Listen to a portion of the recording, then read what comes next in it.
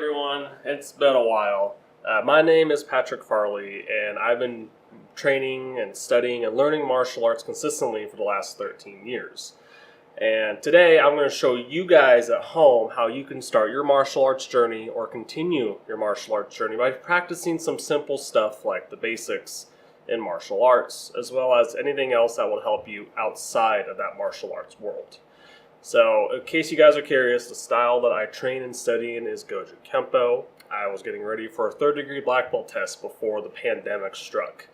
So, don't let this whole lockdown, quarantine stuff make things difficult for you to not be able to train. So, if you're inside your home, find some nice open space. Front yard, backyard, doesn't matter. If you're training outside, I recommend the morning so it's not as hot. So let's get started. Okay, when working out at home, it's important that you first warm yourself up. You don't want to be doing a whole lot of crazy stuff when your body is cold and everything isn't warmed up quite yet. So when we're going to warm up, we're going to start with some basic stuff. Jumping jacks, squats, horse stances with basic blocks and punches, and all that kind of stuff. So follow along with me, and we're going to do it together in sets of 15 with 1 rep each. Let's get started.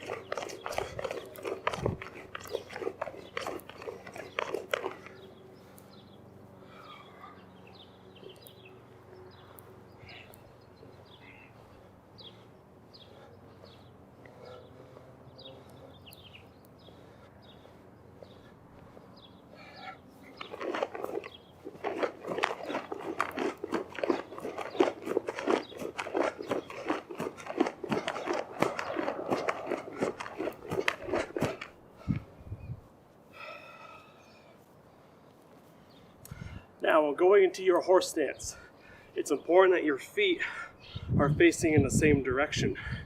You do not want your knees to be caved inward. You want your knees to be kicking themselves out with your body sitting down. When you're inside this horse stance, make sure your back is also straight. You're not going to be hunched over.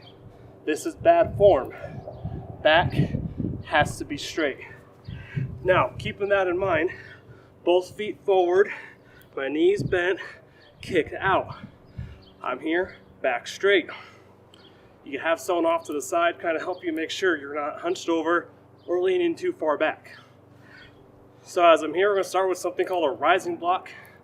Now, I'm not saying that's the official term for all martial arts schools. It can be called rising upward block, rising block, upward block.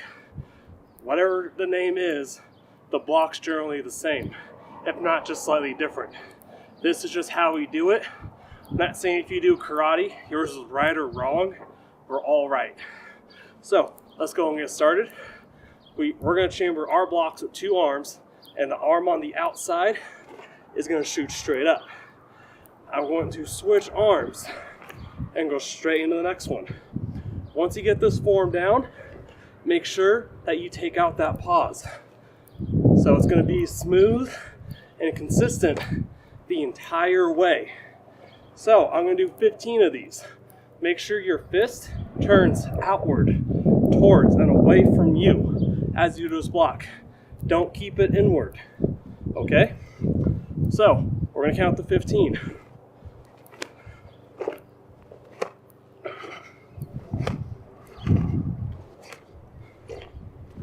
Okay, moving on to downward blocks.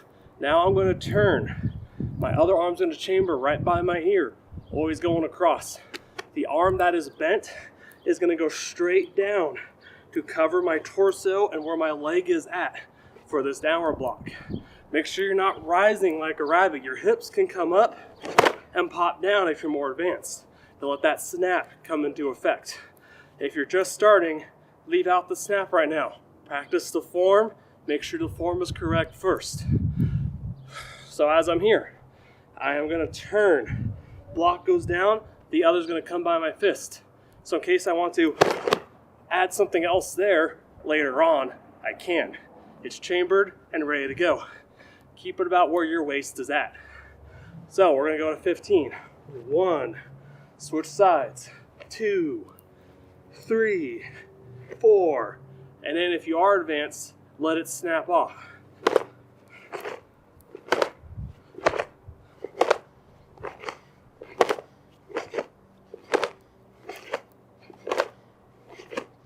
All right, that was about 15. For inside out blocks, same thing.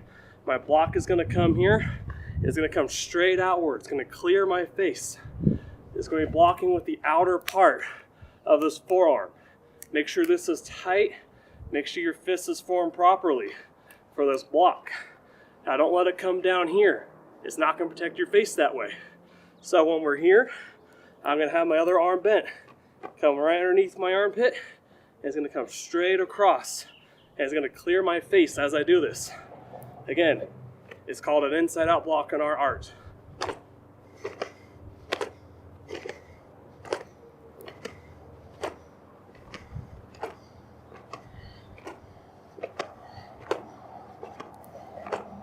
Okay, that was about 15. So we have, let's review. Rising block, downward block, inside out block. Okay, the last one we're gonna do for today is something called a Shuto Block. I'm gonna take my arm across and my hand's gonna be open. This is a knife hand. Now you don't want your hand to be completely straight, because if this hand is completely straight, you're gonna break all your fingers. Let that stay cupped in, as if you're cupping your ear, and your thumb is gonna be tucked in with it. You don't want that thumb hanging out. It might catch something. Not a good thing to do. So you're gonna cup that hand, thumb's gonna tuck right in. Once you have that, now we're gonna chamber it across your ear like we've been practicing. Take that, take it across, so the other's gonna be right above your stomach, which we call the solar plexus. So I got 1, I turn my head every time, look before I do my block or strike. 2, 3, 4, and all the way to 15.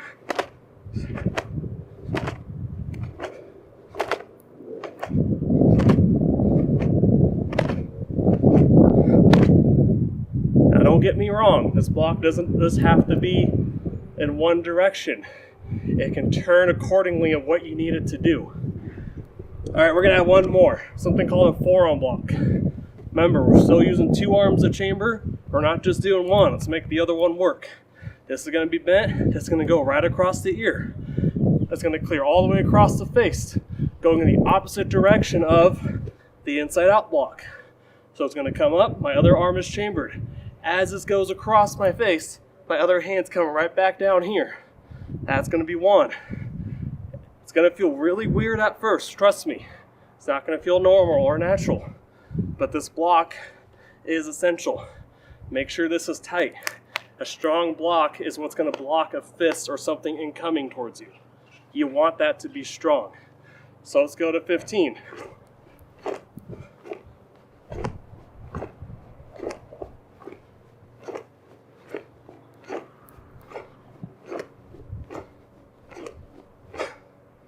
Okay, now we've done 15. Okay, so you guys remember, review. Horse riding stance. Both feet are facing forward, my back is straight. Now, as we're still back in that horse stance, I want you guys to keep your stance low. Your legs are never gonna be straight. So going right back into that horse stance, all I'm gonna do is I'm gonna throw something called a reverse punch, or it could be a forward punch, whatever the terminology may be in your art. So when we're here, my fist starts where my palm is facing upward, as if I just received something. My fist is tight, aiming when you punch with these 2 knuckles specifically. You're not punching with all this, and you're not punching with your fingers. This will break your fingers. Never do it. So now I have that in mind, I go right back to that horse riding stance. I'm gonna be aiming where my plexus level is at. If your sensei or other sensei say, hey, you should be punching more upward towards the chest area, nothing wrong with that. I like to aim where it's gonna do some more damage, whereas someone who's strong and muscular can take that punch to the chest like it's nothing. Down here, there's not as much there protecting. So as I'm here, I'm gonna let my fist turn as if I'm turning into my opponent like a screwdriver. And as that turns, I stop and snap my strike at that last point a second. Now I'm not being tense, I'm not being super tight the whole way, unless I'm working on tension. That's another drill we'll go over for another time. For right now, you relax, and you strike. And then you let that snap happen towards the end. We're gonna do 15 of these. 1, 2, 3, going all the way to 15.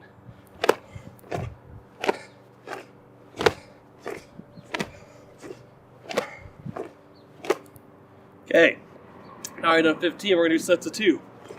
That's gonna be 1. Ready?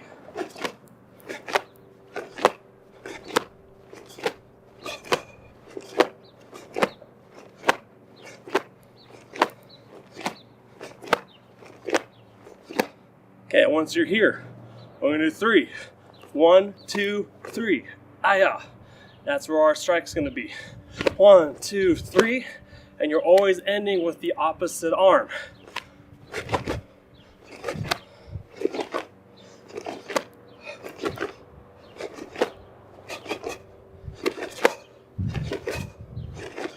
And you're all the way to 15. So we also have more punches. You're not just gonna punch here. You could be aiming upright. You could be uppercutting for something that's inverted. There are a lot of different punches. Keep in mind, when you're out here and you're working, you don't want to be, it's gonna be hot. If you're out here when it's 12 o'clock, I never recommend wearing a full gi. Sweats, t-shirts, tank tops, anything that's comfortable.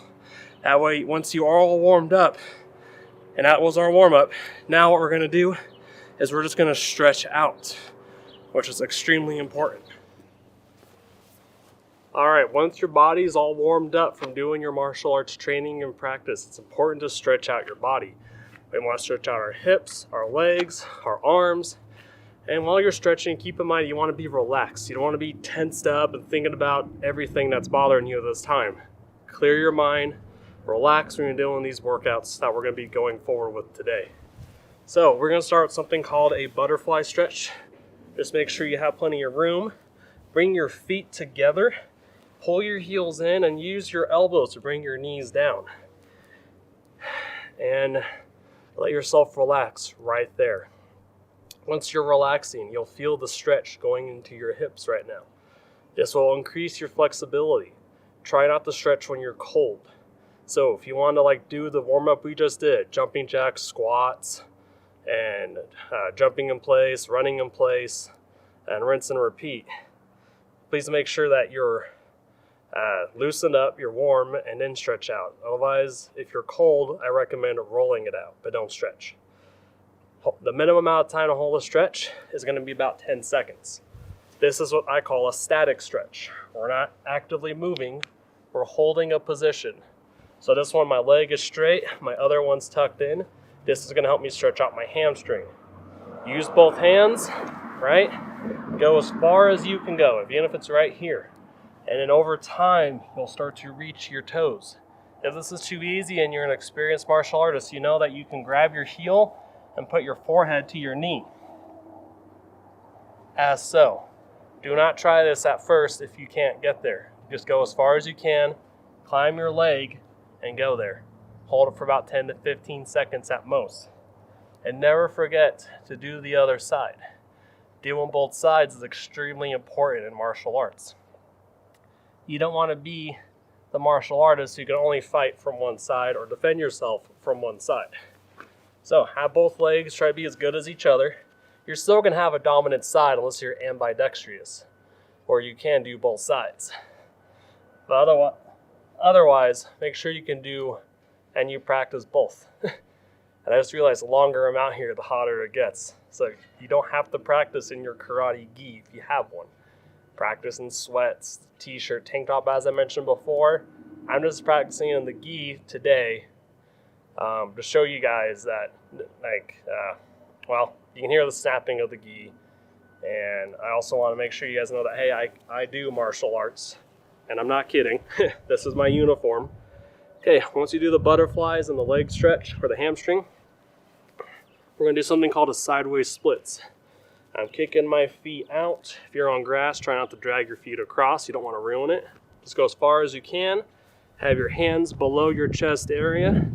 Hold yourself up at all times with one or both hands. If you want, you can add push-ups right here into your stretching.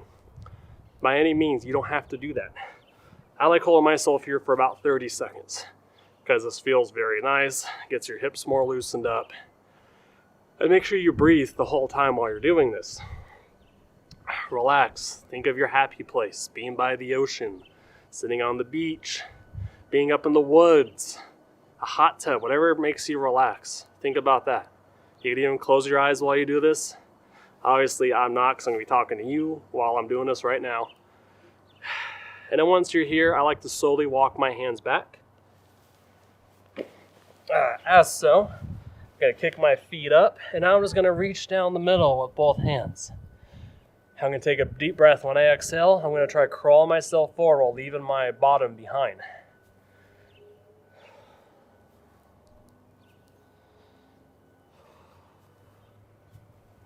The goal of this stretch is to try putting your chest on the ground. Hold it for 10 seconds.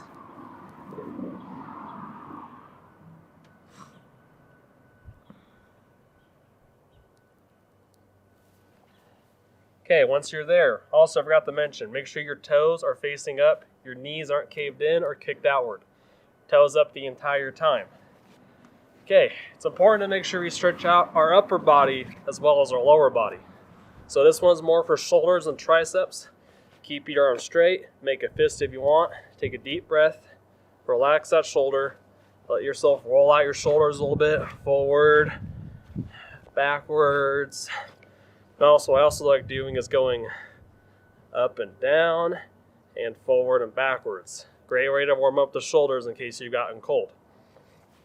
Now once you're here, take this arm across and go wrist to wrist, or you can go high up, make sure it's tight. I prefer wrist to wrist. And take it to where it's about where your head is at and your other shoulder. Take a deep breath, relax, hold for 10 seconds.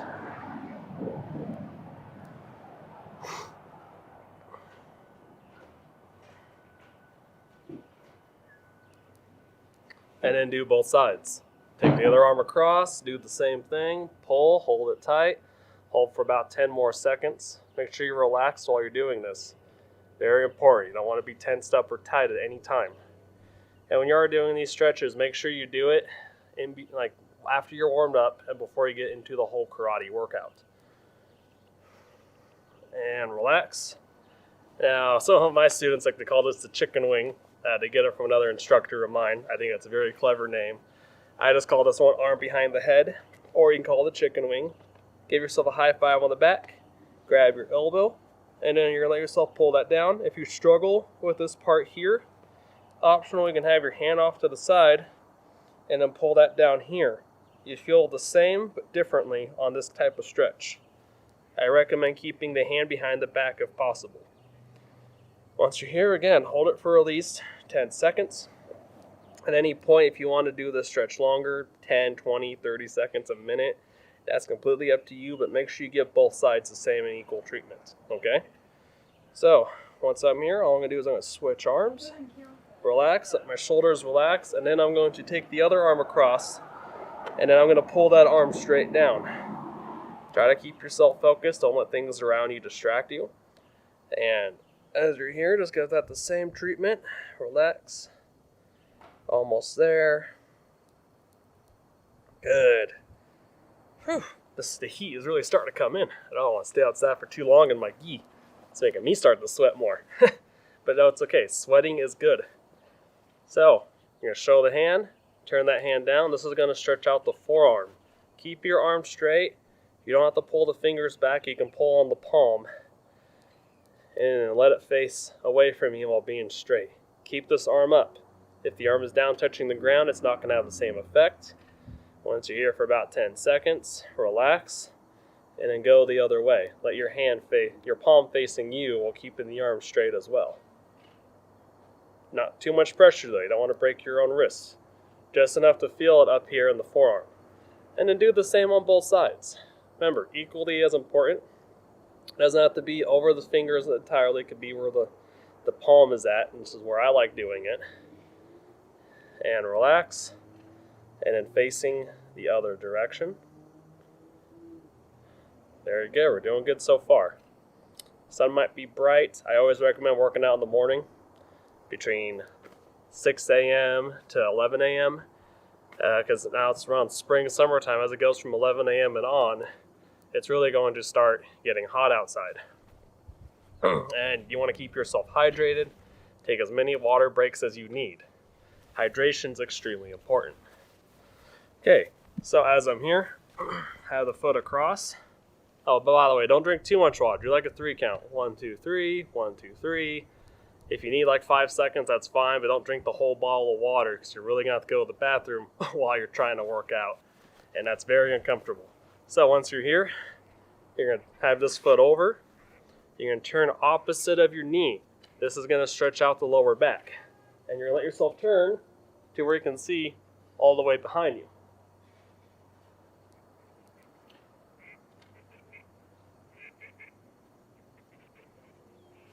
And do both sides. And this will be the last stretch we do for today.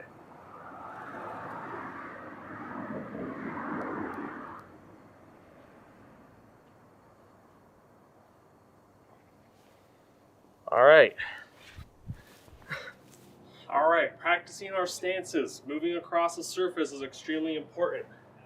If you're practicing outside like I am, because this is the most open space, watch out for twigs, rocks, dirt, debris. If you can, sweep up around your area first.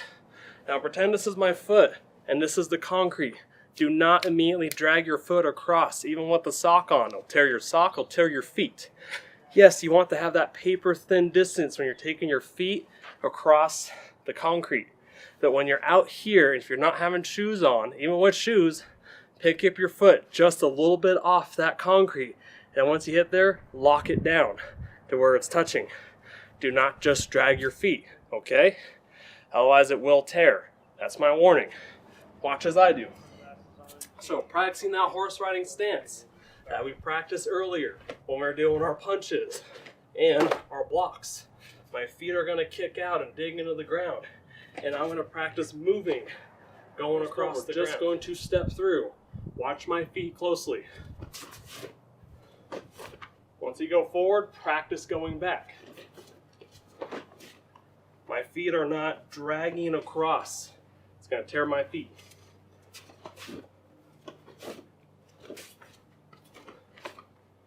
And also, make sure when you're practicing, you're keeping your hands up.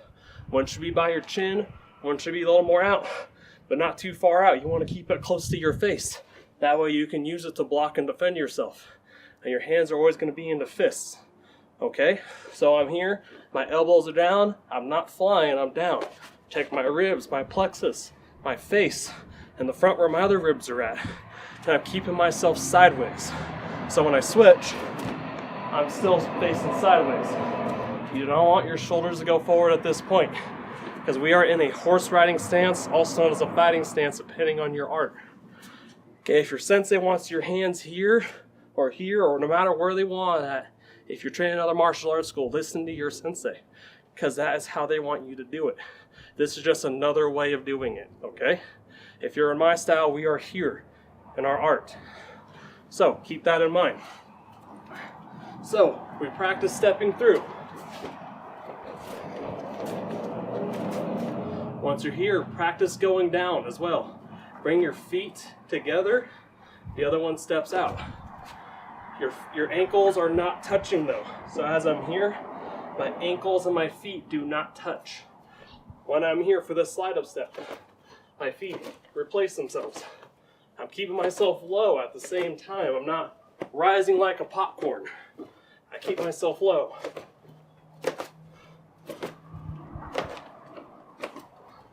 So once you have that down, we have slide up, right? We hold the step through. I'm not dragging my feet. And then the slide up step. Those are 2 basic footworks I want you guys to practice while being in your horse riding stance. Another basic stance when your guys are practicing is either called a forward stance, front stance, forward facing stance, whatever it's going to be called. That's okay. It's all going to be about the same thing. Your feet are going to be facing forward. My shoulders are forward. My feet are going to be about where my shoulders are at. So this is about the normal forward facing stance, or front stance is what we call it in my art. Your back is going to be more straight, just like in Shotokan. Once I am here, I can easily get ready to throw kicks if I want to. And I can change up those kicks at any time.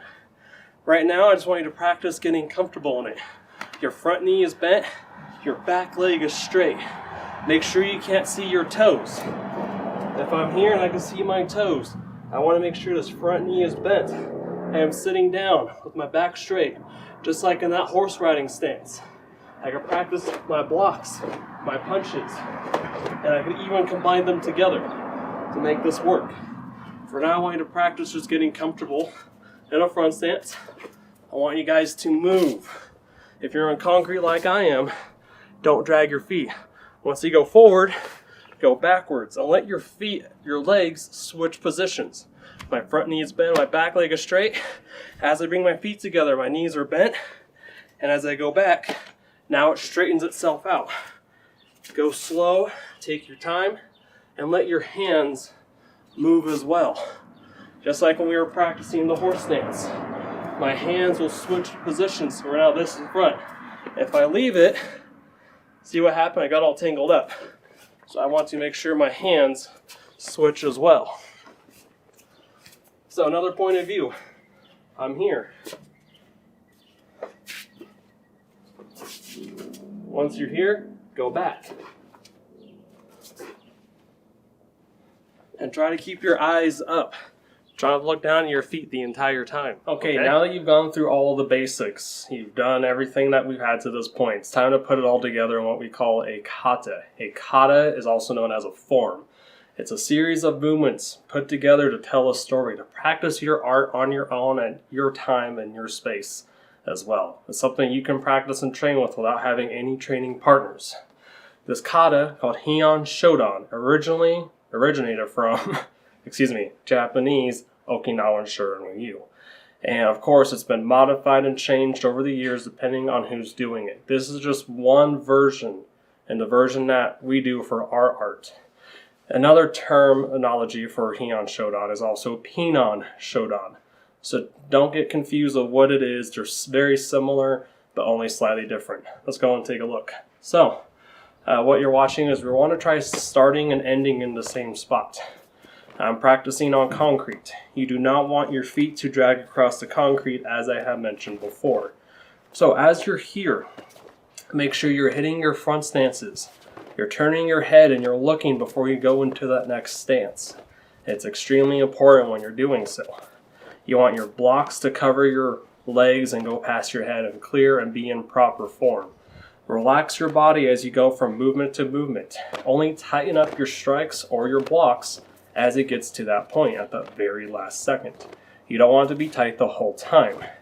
We are not doing a tension kata at this time. This is just the normal way of doing Heian-Shodan. Once you finish Heian-Shodan, going from the first step all the way to the 21st, try practicing the kata facing different directions. When you face a different direction, it trains your mind to practice something in a different way. You don't want to practice the same thing the same way every time, because then your body gets into a routine to where you're not going to be able to practice it differently and you're not going to be able to adjust the change.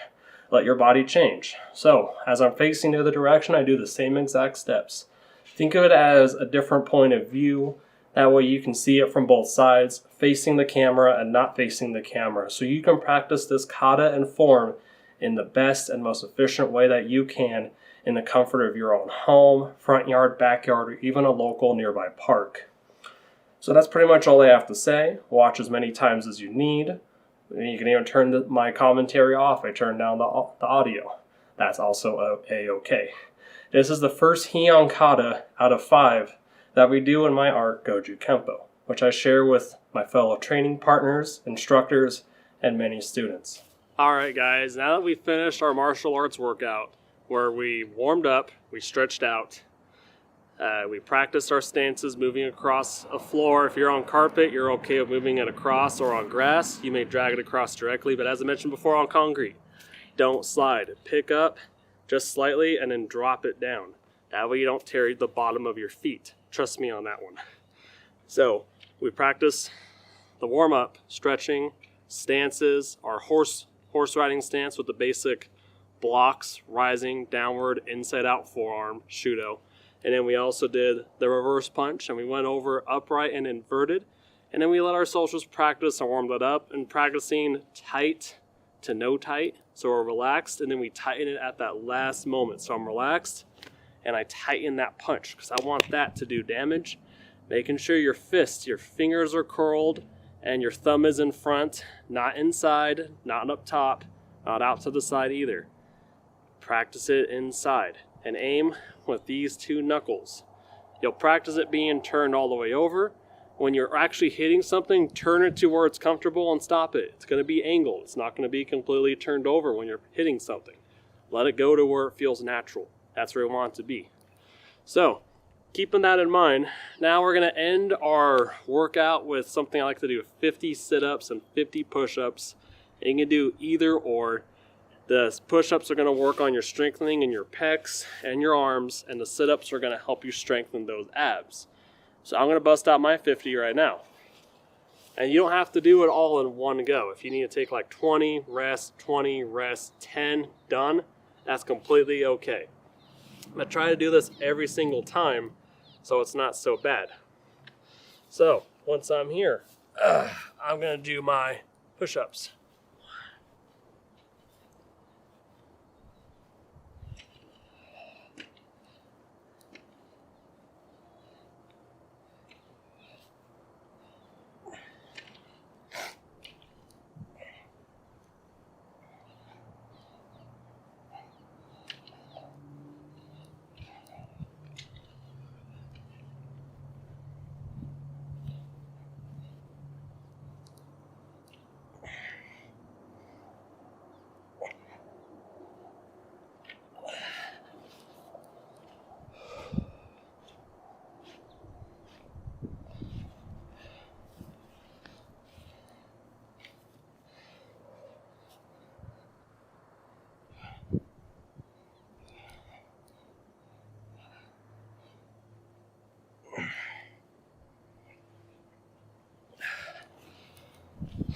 All right, finished our push-ups. Should be really feeling it in your arms. I haven't done these push-ups in a little while myself, so I can only do about 38 and then finish with the other 12. So doing the same thing with your sit-ups, or you can do crunches. So I'm facing this way. Keep it simple. Crunches, I pull myself up to where I'm feeling it in the stomach. They sit up. Well, that wasn't the best example. It's a little hard because I'm at an angle. Okay, set up. I am pulling myself all the way at my knees every time. So we're going to start with the crunches.